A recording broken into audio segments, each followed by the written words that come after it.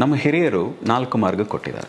ಒಂದು ಭಕ್ತಿ ಮಾರ್ಗ, ಆ ಭಕ್ತಿಯಲ್ಲಿ ನಮ್ಮನ್ನು ನಾವು ತೊಡಗಿಸಿಕೊಂಡಾಗ ಆಗ್ತದೆ.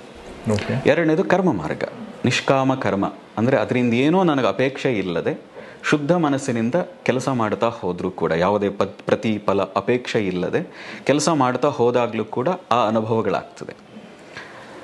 ಮೂರನೇದು ರಾಜಯೋಗ ಅಥವಾ ಅಷ್ಟಾಂಗ ಯೋಗ, ಏನನ್ನು ಬೇಕಾದರೂ ಅದರಲ್ಲಿ ಸೇರಿಸ್ಕೋಬೋದು. ವಿಶೇಷವಾಗಿ ಅದು ಧ್ಯಾನವೇ ರಾಜಯೋಗ ಅಂತ ಹೇಳಿದ್ರೆ.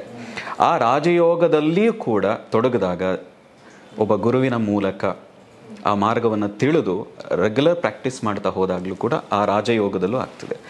ನಾಲ್ಕನೇದು ಬಹಳ ಕಡಿಮೆ ಜನ ಮಾಡುವಂಥದ್ದು, ರಮಣ ಮಹರ್ಷಿ ಅಂಥವರು, ಅರವಿಂದ್ ಅಂಥವ್ರು ಮಾಡುವಂಥದ್ದು, ಅತ್ಯಂತ ವಿರಳವಾದದ್ದು ಜ್ಞಾನ ಮಾರ್ಗ.